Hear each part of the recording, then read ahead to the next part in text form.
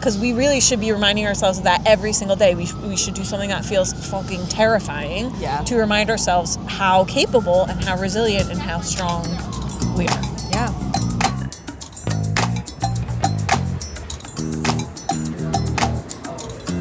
Jules, welcome to Friend Fuel. I just found out this morning that I got accepted to a grad school program in Iceland. That's why I asked if you were leaving the country.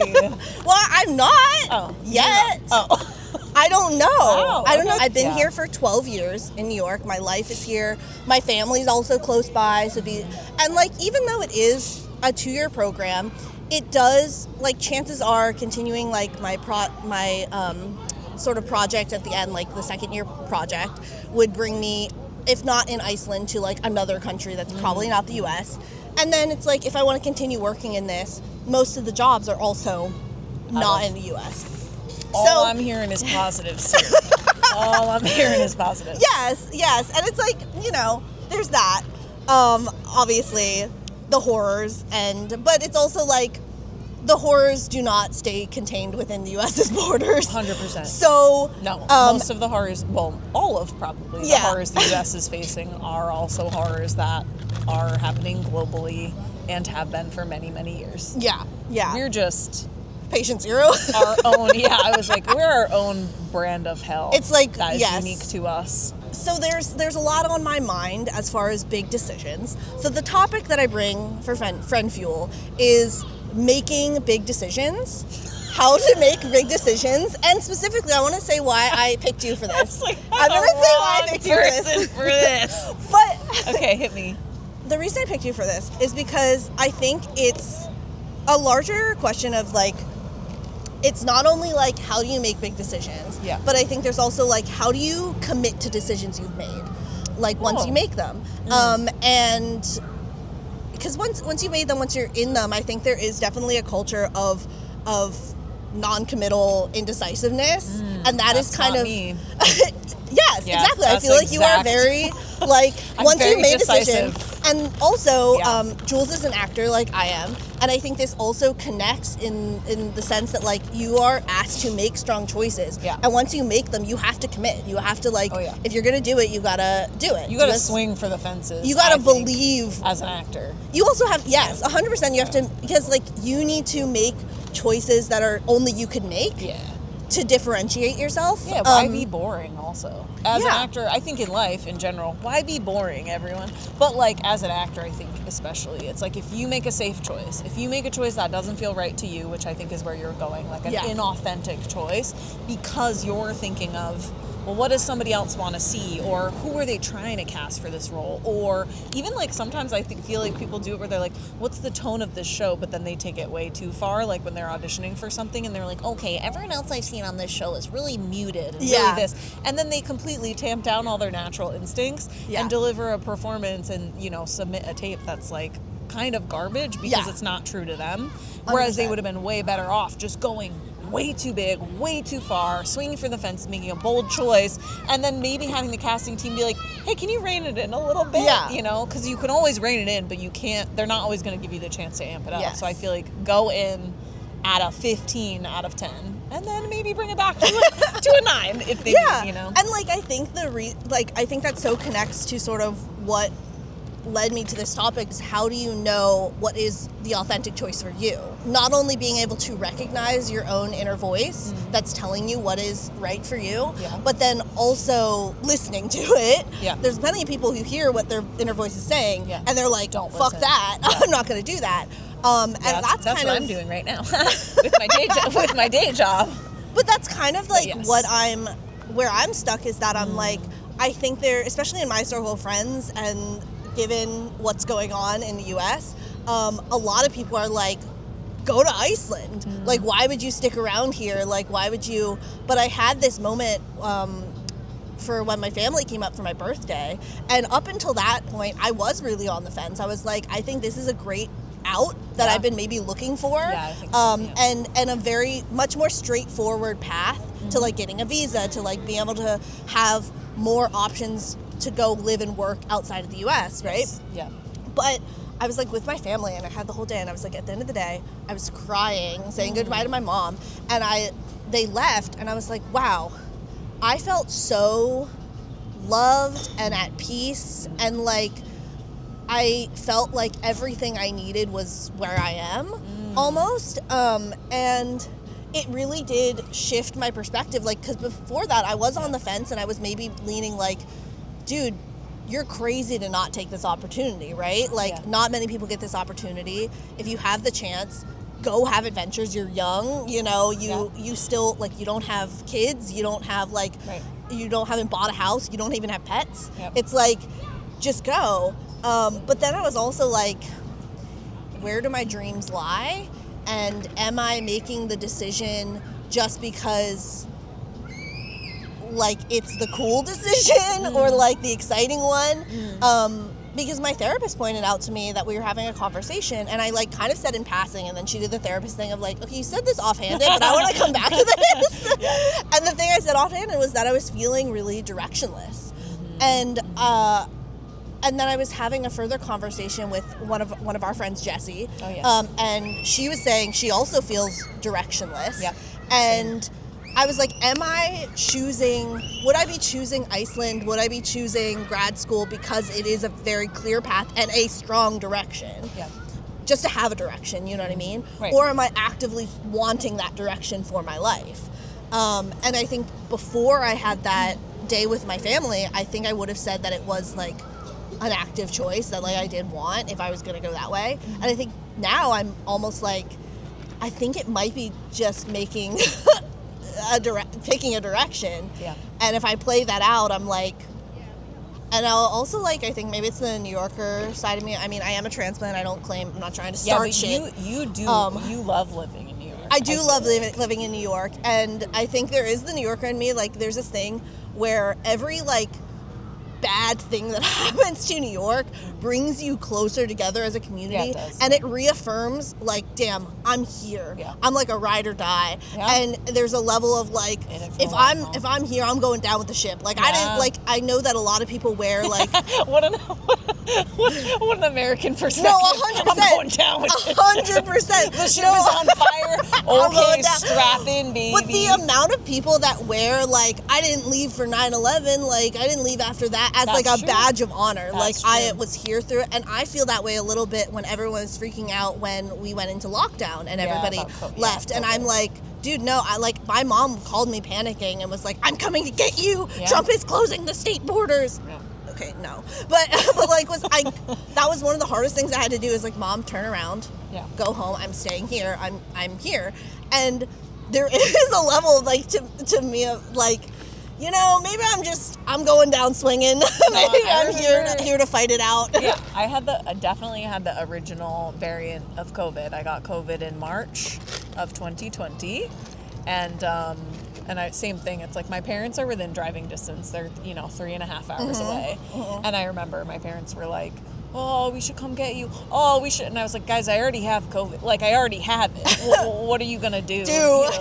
But yeah, I do remember the same thing. It was like, being in New York in 2020, in March, April, May, when things were closed down, when you had to go to the grocery store, you were going to the grocery store once every like 2.5 weeks. Like, it definitely bonded you to the other people that stayed here in a way that it did not for people who didn't stay, for people who, for let's say majority, rich white people who left and went to their summer homes, like they did not have that experience with the rest of us who were here. Yeah, no, that's the thing. And it's like, when I think about leaving the country, I kind of like, that's helicopter.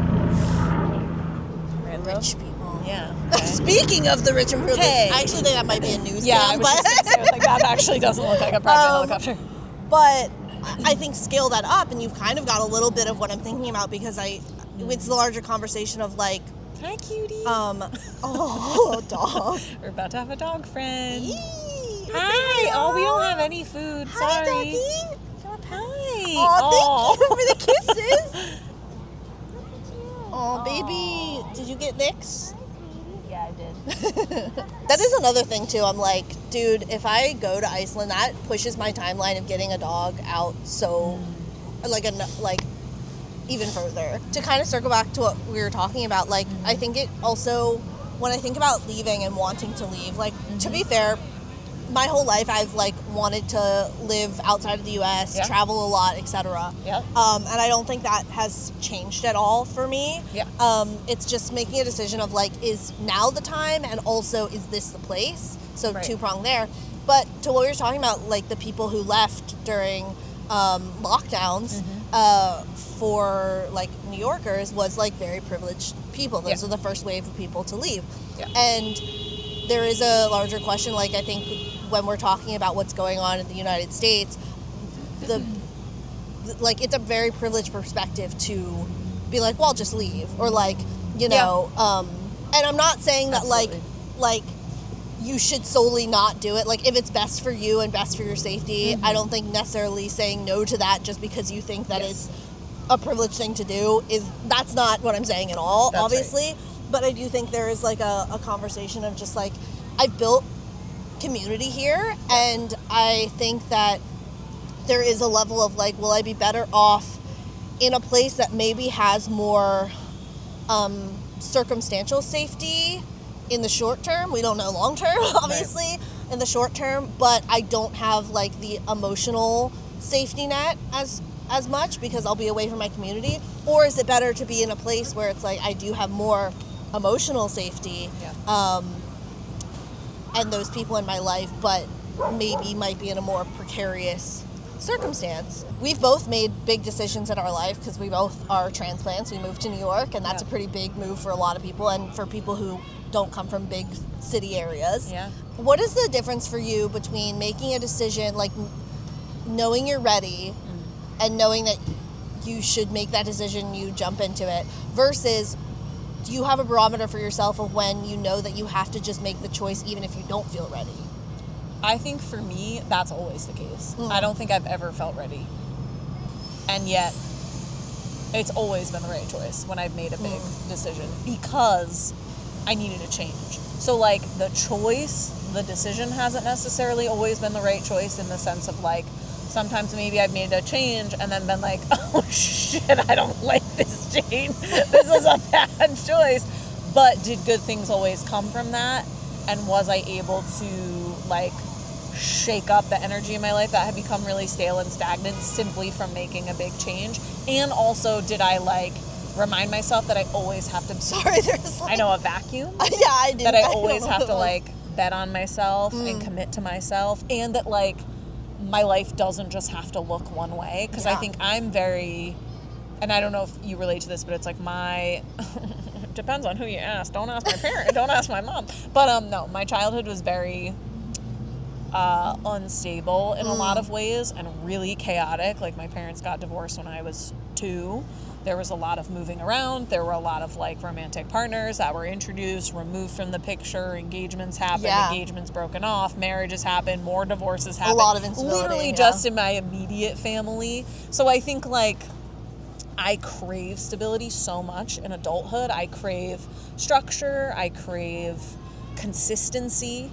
But I think sometimes, to a degree, that can actually be detrimental for my growth because sometimes things can become so habitual that my life can get very small. And I think also in the past, have been a person who's struggled with anxiety a lot. And I think also the habitual nature, like the staying in the same routines day after day, helps with the anxiety so much, but it can also keep me really stymied and stuck. It's definitely a balance. And I think that, like, I feel similarly. For me, I think there's probably a touch of the trauma, but I also think it's also because of the autism of, like, craving, but also then that battle of, like, the autism wants routine, wants stability, and then the ADHD is like, but no, I need novelty, I need like that rush, and so it's like a balance for me. But I also think, like, what I'm trying to do,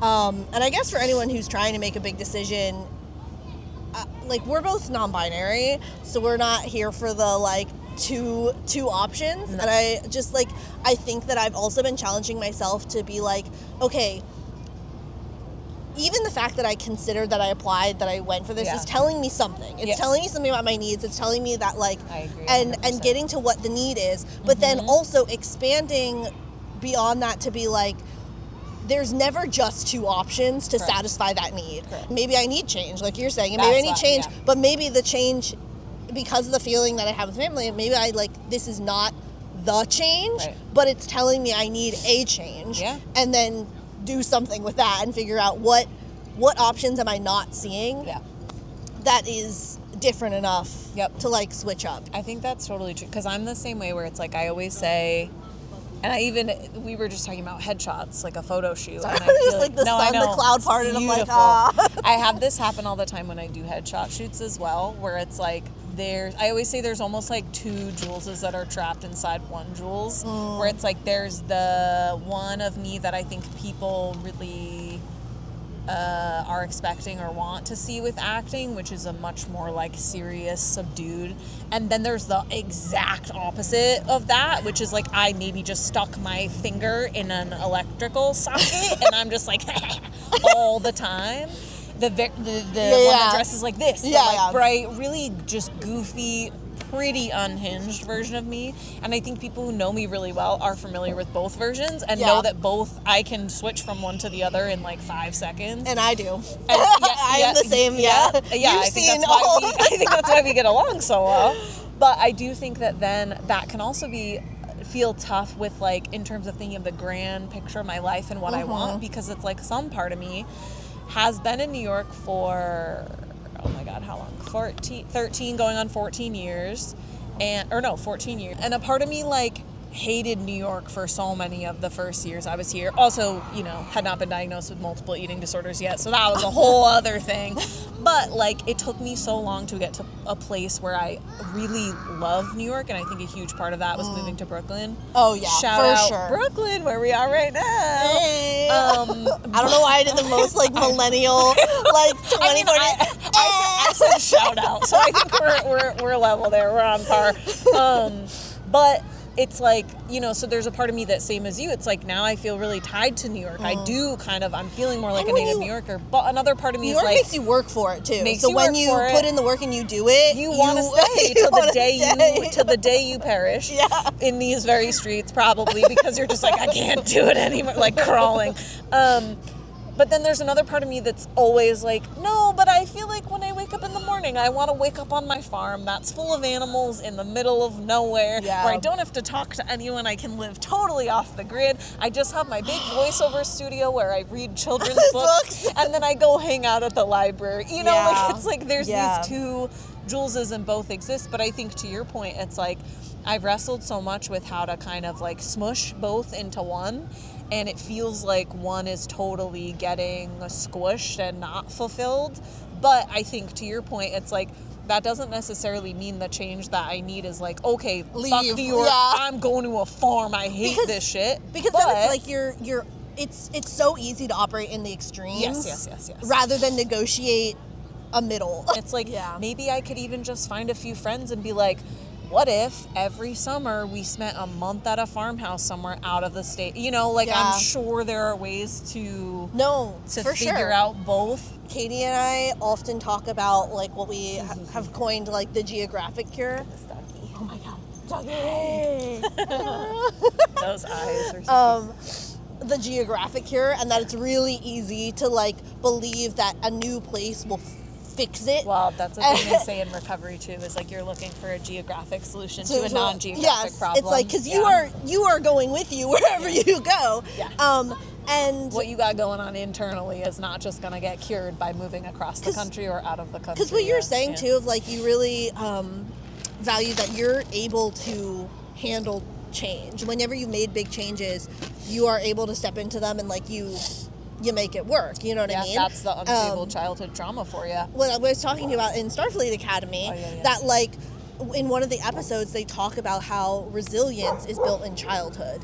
And because one of the characters is, like, a hologram, we won't get into all of it, but basically didn't have a childhood. Oh. It's okay.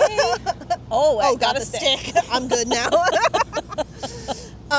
But yeah, so basically one of the characters is a hologram, and so was, like, born as a 17-year-old, didn't have a childhood, and then really struggled because didn't have any of the resilience built from childhood. Yep. And I think both of us are people that, like, you know, unfortunate for some amount of unfortunate reasons, dealing with like trauma, have a really high level of resilience that, like, we will find a way to land on our feet. We'll find a way to make it work.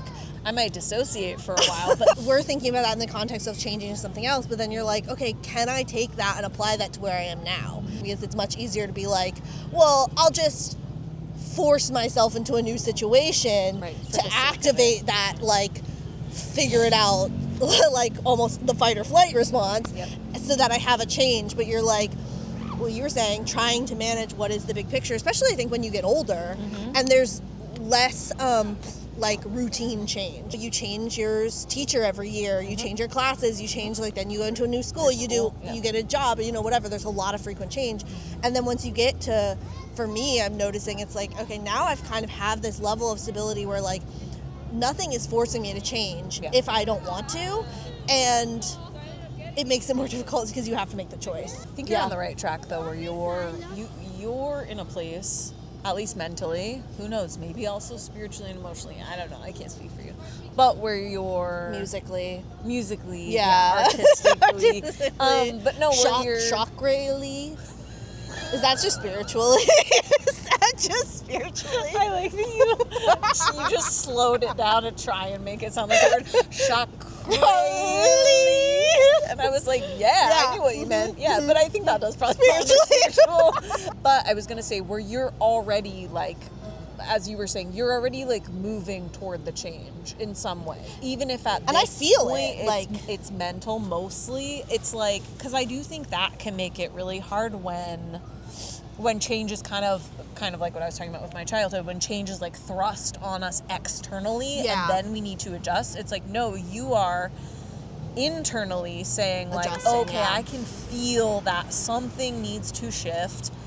Maybe it is a move out of the country. Maybe it is a, you know, change something else about your life. But it's like you can feel that something is misaligned, and so you're trying to align it, and that might mean it's not the alignment that it was previously that felt right to you at different points of your life. And that is, I mean, that's the definition of life, right? Like they say, isn't it like change or die? Like which I always in my mind equate to, like, grow or die. I think anytime you stop growing, you become completely stagnant. I also bore the shit out of myself. When I'm, like, not growing, I'll be journaling. I'll be doing my morning journaling. I'll be doing my morning journaling. And I'll just be like, I'm so bored by my own thoughts. And I know I'm not a boring person because then sometimes I'll dream and I'll wake up and be like, that was the most fascinating thing that's ever happened. And that was my unconscious mind. Like, imagine what I could do when I'm fully awake. Yeah. And then I'm fully awake and I'm like, it's so hard because when you were talking about sorry, you want to keep going? when you were talking about like having a lot of instability, and you were like, because and as a child, and now you crave stability. I was actually, when you're talking about that, I was like, not to get, like, therapeutic or whatever, but I was like, is there also some level to you that maybe feels more, not necessarily for a good reason, at home in a chaotic situation? Oh yeah, 100%. You know, and then totally. It's like, and I hence feel the similar. eating disorder stuff. Like, talk about chaos. You want chaos? Get yourself. No, don't get yourself some eating disorders. Don't do it. Don't ruin your life. But oh my God, the way that my brain felt when I was, how shall I put this? When I was operating from, like, my eating disorder brain. I feel like when people talk about, like, having a lizard brain, it's not the same thing, but when people are like, oh yeah, my lizard brain, it's like, no, my eating disorder brain was a brain that, my brain is different than that now.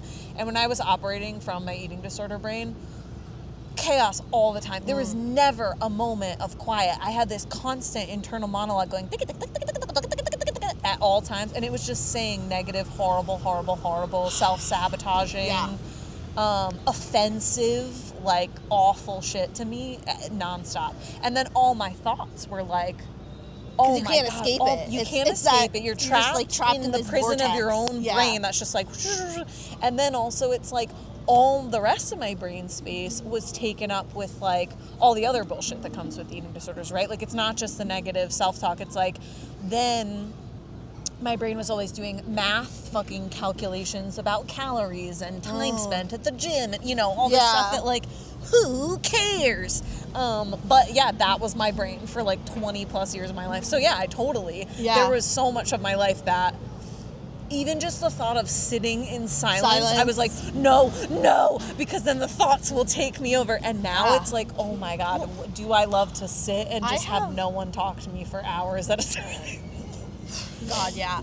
Especially in a city as overstimulating as ours. But I think of it as, it brings up two things, and then I think we'll kind of wrap the conversation as I feel like we've covered so much. Playing the steel drums behind but I love us too, which is exciting. It's New York, baby. Yeah. Is that I think when you come from a place of trauma, like your comfort zone is often those brain patterns that were established very young. Yeah. And then I think that echoes like that your comfort zone is not always the safest or healthiest place for you to be. And then I think as you get older and you start to do some healing work and you create new patterns in your mind and things like that, then I think also from a trauma perspective, it can be hard to differentiate, like, when am I feeling like I think you almost like, for me at least, gaslight myself of like, is this a comfort zone that I need to push out of? Or is this just stability? And this is good. Like, I should let myself be here. Oh, yeah. Yeah. This was a lovely conversation. Oh, good. Decisions. Decisions. I mean, at the end of the day, it's like, there's no one, when you have a big decision, no one can, unfortunately, tell you what that decision is for you. You gotta make it. You gotta make it. And also, I think the one beautiful thing I feel like I've learned as I've gotten older is, like, you can always change your mind. Yes. You can change your mind at any time. Like, you could make the choice. You could fucking go to Iceland, and 2 months into the program, you could be like, oh, I hate this. Yeah. Oops. And then come back. Like, I think that is a beautiful thing that is full of grace. Because I used to not think that way. I used to be like, well, once I've made a decision, that's it for me. And that's never true. Yeah. No matter what the choice is, you can change your mind Yes. at any time if it doesn't feel right for you. And truly, as my therapist always used to remind me, the worst thing that can happen if you change your mind in this situation is not that, like, someone you love is going to perish, because that's how I used to think about it. I'd be like, well, but then this thing could snowball and then everybody I love will die. And she was like, nope, logically that's not even true. That can't happen. Yeah. Actually, the worst thing that could happen is, in this instance, it's like you waste some money and you lose some time doing something you maybe wanted to do in New York. But even then, it's not really a waste of money. Or a waste of time, because you've probably learned something, you've gotten different experiences. And you've proved to yourself, every time I fucking travel, especially leaving the country, I always prove to myself that I am more capable than I tell myself I am in my 100%, head. 100%. And so even if you did all that and just were reminded of that, it's fucking worth it. Yeah. Because we really should be reminding ourselves of that every single day. We should do something that feels fucking terrifying to remind ourselves how capable and how resilient and how strong we are. Yeah. I was going to say some stuff, but I think that's a great button. That's the end end of my TED Talk. That's it. Well, thank you for joining me for Friend Fuel. Thanks for having me. Little did I know. I know. I really sprung this on Jules, but you're the best person to spring something like this on. Like, because I ready. Dissociate. No, I'm kidding. Oh my God. No, I didn't. I don't remember any of this. I'm like, tomorrow I'll text you and be like, what happened yesterday? No. I won't.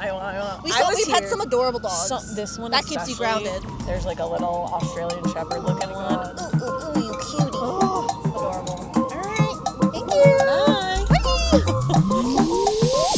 Here's my pitch that I'm doing. So I'm thinking like I love it already. I love that you have a pitch. Yeah. And I want to call them Friend Fuel. I have a concept for it, but do you need a theme song? I can make one up right now. No, go. Ready. Friend fuel, you're getting fuel with your friends. Friend fuel, it keeps you full till the end of friendship. Yes, I like it. We're okay. Now we've got it. We're gonna get in the studio. Lay it down.